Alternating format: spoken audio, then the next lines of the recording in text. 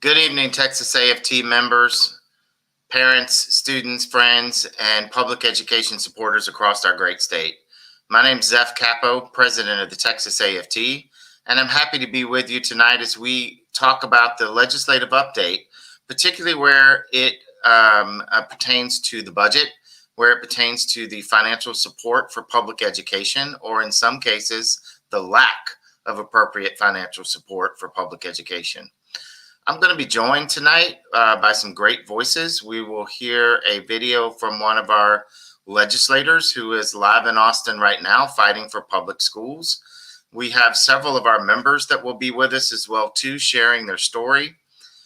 So I'm glad that they're going to be here. I again say thank you for you spending your time with us. I hope you stay on to the end because we've got some great action items that we really need your help to take to make sure that our voice is heard by this legislature. It is very apparent that they are hearing from wealthy landowners because that seems to be where their action is. Well, they need to hear from educators. They need to hear from parents. They need to hear from students. They need to hear from people who support education. And here's why. When we surveyed our members last year, 77% of them said they were seriously considering throwing in the towel. And there are a lot of reasons for that, but number one continues to be their paychecks. Paychecks that never grow, even when their workloads double or triple. 77% of Texas school employees want to leave their jobs right now. But I'm starting to wonder if it's going to take 100% walking off the job before the legislature actually does what they need to do. At a time when the state of Texas has an unprecedented $188.2 billion in the bank for the upcoming biennium and an almost $33 billion surplus, the Texas House will vote tomorrow on a proposed budget with specifically $0 guaranteed for pay raises for Texas teachers or public school employees.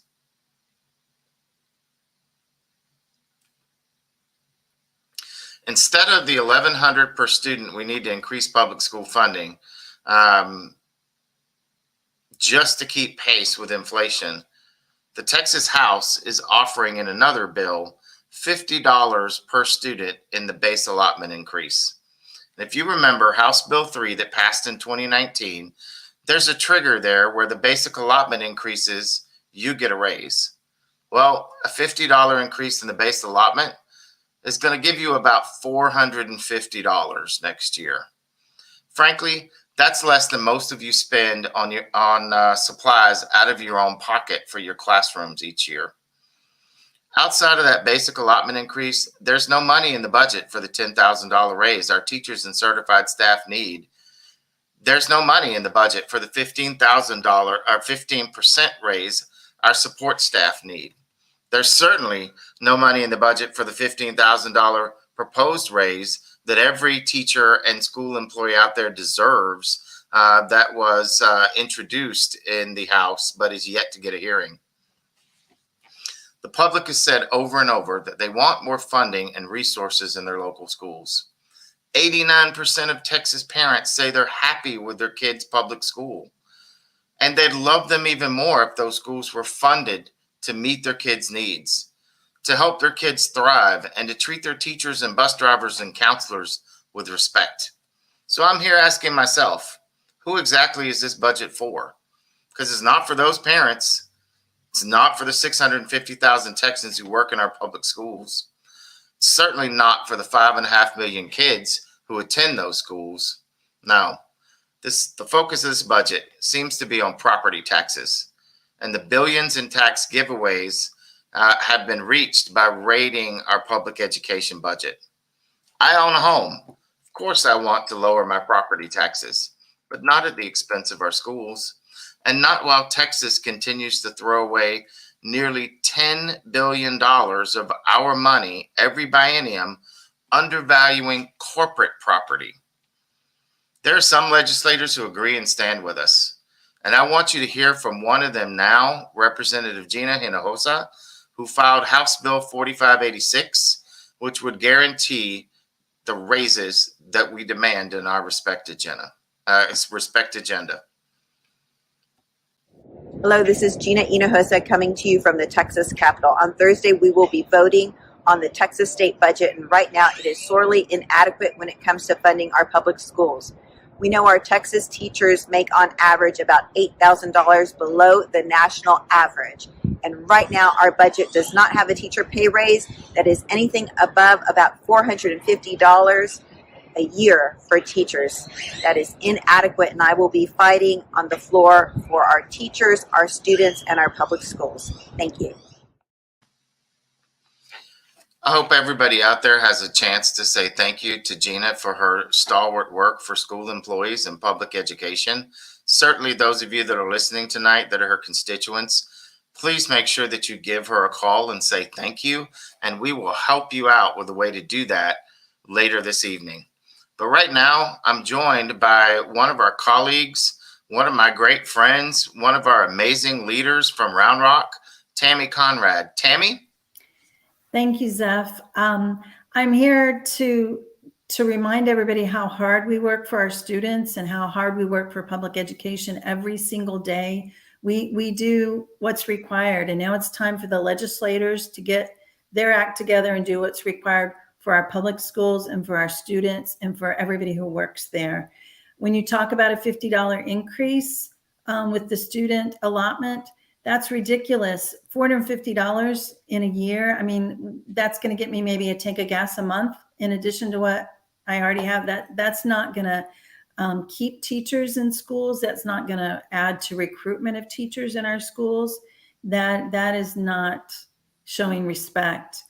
And as you said, many teachers spend a lot more than that of their own money trying to keep their classrooms supplied with the things that they need. So I know that our state can do better. I know there's funding in our state coffers, and they need to step up and provide for our educators and our students. Thank you. Thank you, Tammy. And we appreciate everything that you do for our kids in Round Rock and for our union across the state. We're also joined by one of our fantastic food service support employees. I want to bring Pearl West in the conversation. Pearl is a cafeteria manager in Northside ISD, and she has been sharing her story. She did a fantastic job along with Tammy and others at the People's Hearing on our May 13th Advocacy Day. And I think Tammy has some words of wisdom for us here today. Tammy? I think you're ready to hear from Pearl. Oh, Pearl, I'm sorry. No worries. As you said, I did go to the Capitol on March 13th. For myself, I went not only for myself and for my kids, I went on behalf of your custodians, your child nutrition workers, your IAs, who are constantly overworked, really to the point of exploitation, where our workload is doubling, tripling in most cases. We're not seeing any raises of any kind of significance that would make any kind of difference in our lives. For myself, I did let everybody know as a child nutrition manager at the management level, working all year last year, the whole regular school year plus summer school, my gross income was $20,100 some dollars and a couple of pennies, which is unsustainable. You can't afford to have a life. You can't afford to have children. You cannot afford to live within the community that you're serving, much less make it with. It's not even accounting for the rate of inflation that we're seeing today in the state of Texas in the year 2023. So I did tell him, it was unacceptable, and we are in dire straits trying to make ends meet on the daily. The state has the money. Our state has the world's 9th largest economy, and they're saying that they can afford to give us a raise. It is completely unacceptable. So how are we supposed to, give back? How are we supposed to live if we can't take care of ourselves? Who's going to take care of the kids that are in our public schools? Nobody is going to care for those kids like we do. There are kids day after day. We show up 5:30 to feed them breakfast, lunch. I know all 440 something kids on my campus by first name. And that was even harder during COVID when you can only see their little eyes. So, I know all of those kids. We have, I was one of those kids. And it's just difficult, to kind of try to tear yourself away from the emotional aspect of, I want to be here. This is the work that I want to do. This is what I chose as a career, but I cannot live off of it. It is not providing a living for my family. I can feed the kids in my community, but I'm struggling to feed my 2 kids, the kids that matter to me the most. I am struggling to feed them. Our district is setting up food banks. So we help to set up the food banks, but then we are in turn turning around and getting in those food banks because we cannot afford to go down to the grocery store and get a full cart of groceries on our own nickel because we don't have a nickel to spare. I cannot live on what I make. The people I work with can't either. I went to the Capitol and I'm here tonight. I've talked to my representatives, but I need everybody else to join with us or we can't make a difference on our own. Thank you, Pearl. Thank you for sharing your story. And I have a question for you. I'm gonna change it up a little bit. Y'all got a quick insight into a little bit of change ups we did earlier. We switched the order because Pearl said and shared with us that she's been speaking with her reps, and I wanted to ask Pearl to share with us what is the one main thing you wanted your rep to know when you spoke with them. That we've had enough. We're tired, we're overworked, and we deserve respect. And respect comes in a livable, fair wage.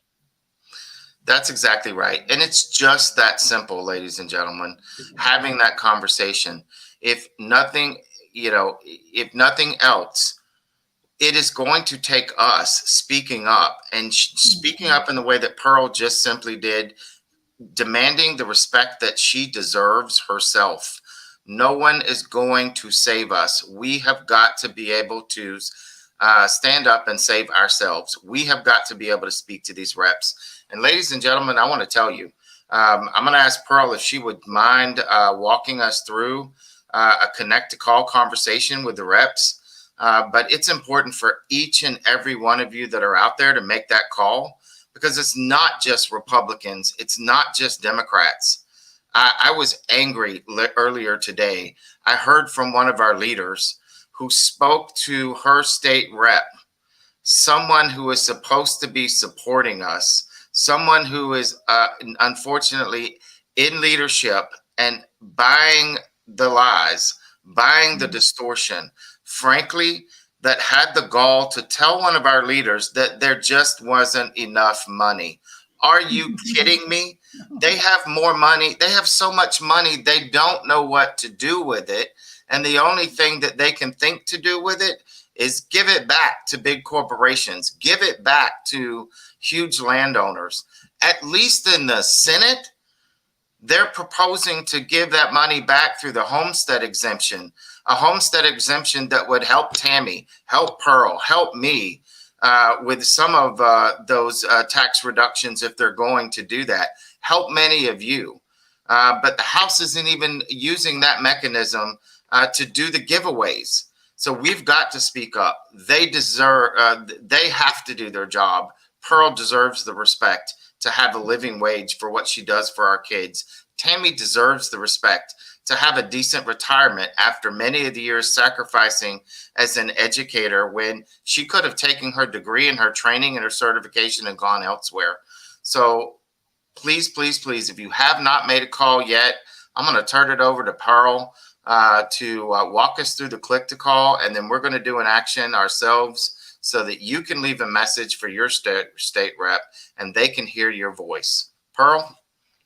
So it was pretty easy. I did the click to call, scan the QR code. It did lead me to prompt me to put in my name, where do I live, and then it tells you who your representative is, gives you the phone number, and it gives you a simple script to follow. Quick and easy. You don't have to fall over your words. Just read straight from the screen. If you want to, you can add in your own 2 cents to kind of tell them your own personal story, but you don't have to. But it definitely helps to kind of add that personification in there to tell them that we are human. We do have, we are passionate about what we do, but we need to be able to afford a life for ourselves. So doing the click to call, I did enter my information, and it does say my state representative is Ray Lopez. So I'm just going to go ahead and call.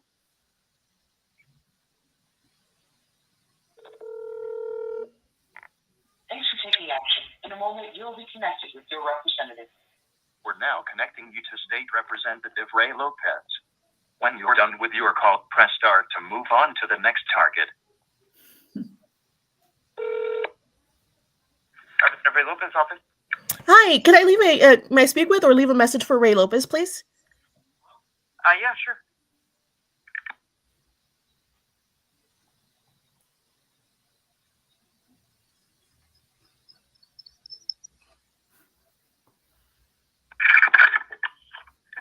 Hey, you're still there? Yes. Sorry about that. The phone line literally disconnected. Sorry, the Capitol uses old phones. But yeah, you can leave a message for the rep. Absolutely, that would be great. Yeah, of course. Tell me your name, please. My name is Pearl West, PearlWest. And the gist of it was that I just wanted to let him know I am one of his constituents. I do work for Northside Independent School District. I'm a member of the Texas American Federation of Teachers. I'm also a parent. I'm a community member, a taxpaying citizen. And I wanted to let him know that I wanted him to, think about our schools that are facing the crisis due to years of underfunding by the Texas Legislature. But we know that our state government has more than enough money to fully fund our schools and give us all the Texas school employees the raises that we are much needed and overdue. Any state budget without across the board $10,000 raise for teachers and certified staff and 15% raise for support staff is not respect. These raises will help retain passionate educators and auxiliary workers so we can stop our education crisis and stabilize our schools. As your constituent, I am asking you to vote down any budget that does not include these meaningful raises for all public schools employees. I'm also asking you to reject any school voucher scheme that would further defund our public schools. I really appreciate your time. Thank you so much. Yeah, of course. Can I respond to that, please? Absolutely. Yeah, of course. I just want to let you know, you did mention the Fisher Amendment. You mentioned the Fisher Amendment, correct? Correct. The $10,000. Yes, the rep fully supports the Fisher Amendment, including the Herreros Amendment as well. That's great to hear. Which hopefully would, even though those two amendments don't fully, those two amendments don't fully fund or complete all the problems that the school districts have been having for some time. Right. It does provide a starting step, but the rep does fully support the public school districts, and we would, at least as far as I'm aware, reject most private school vouchers because it's completely unfair and unjust for state funding to go to private school vouchers instead of fixing a school system that's not privately funded but fully state funded, and they're just giving that funding away to private schools, which is completely unjust. Right, absolutely. And what was your name? Havey. Thank you so much for your time. And I do appreciate you answering my questions when you can. And just to remember, if you can ask my representative when he's out there to remember his custodians, his cafeteria workers, his IAs, his teachers. We constantly get pushed to the side because we're non-teaching positions, but we are some of the hardest people working, some of the most passionate, some of the most devoted people out there. And, we hold our school up. We are the skeleton that holds that school up. And, the kids are the reason why we do it. Yeah, and I know you guys are really passionate. You know how I know that? How? Because with all you guys having barely surviving paycheck to paycheck, or at least most of the staff is, the fact that you guys are still doing it, the skeleton crew, the staff, the teachers, the employees or the substitutes, everyone that is working over there at the school district, they're living paycheck to paycheck and they're still doing it. Absolutely. We have teachers or other people that are leaving just for private companies, and I don't blame them. No, yeah. Do that too. Most people are leaving for so they can better sustain their families. But you guys are making our school districts, even with the insufficient funding that you guys have, you guys make it work every year, every decade. Oh, yeah. I think 20. Yeah, absolutely.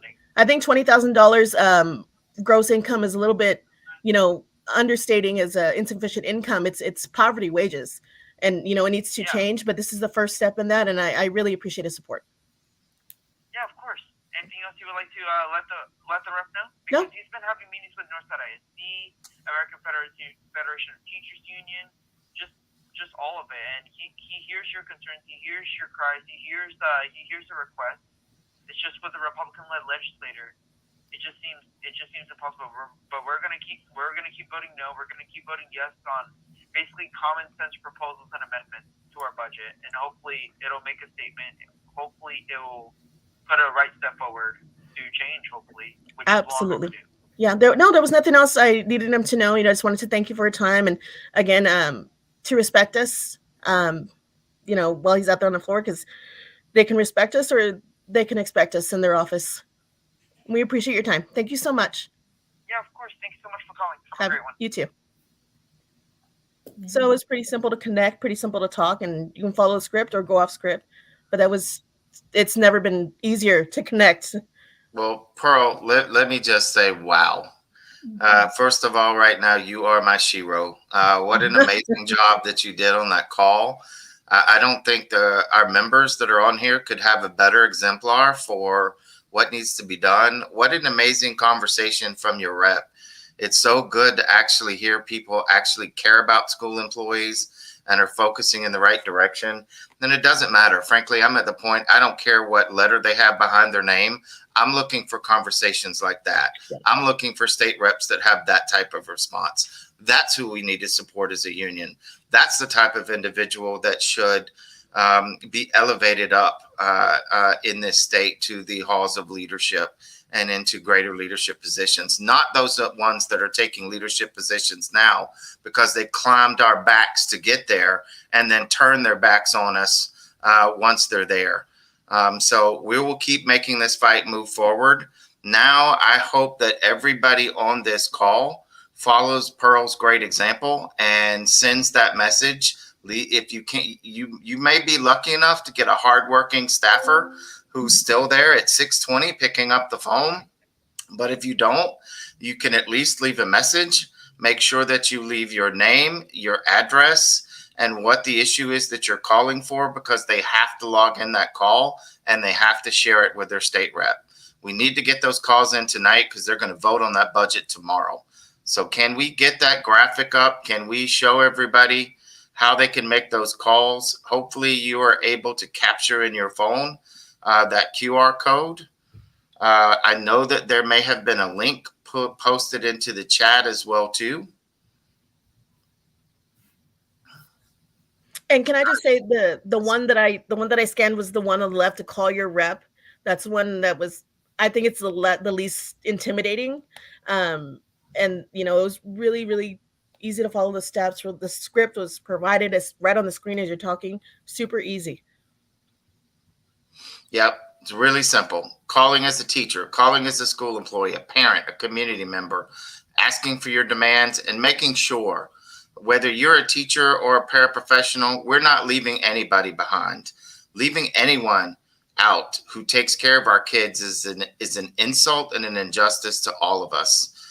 We are not an organization that's going to say take care of the teachers and leave our support staff out. Because our support staff are some of our strongest leaders as well too. So let's make sure that we don't act like some of our current state reps that turn their backs, but we have each other's backs on this. So thank you very much for those of you that have made the calls. Almost 100 calls to the Senate. We've passed over 1,000 calls to the House already. And every single call that you're making from this Facebook Live tonight is important, important, important. Please, once you get off tonight, because we're about to close up, we said we would wrap this up within 30 minutes. Don't just keep this information to yourself. Share it with your friends. Share it with your colleagues. Share it with a family member, because whoever lives in your house with you also votes and can also make that same call and register that same concern with their elected official. Is it your 18 plus year old kid that you've already registered to vote? Get them to call. Is it your spouse? Get them to call. Is it your family member that lives across the street, down the road, in the next town? I don't care if they live in the state of Texas. Get them to call. That's what we have to do. We're going to have to get louder. We're going to have to be persistent, and we can't sit back and let somebody else do it for us. Together, we can win this. Together, we can turn this around before they get out of that vote on Thursday. Thank you to everyone. Thank you, Tammy. Thank you, Pearl, for being on tonight. And thank you for staying in this fight. I wouldn't want to be in it with anybody else. Have a great evening, and we will talk soon. Peace. Thank you.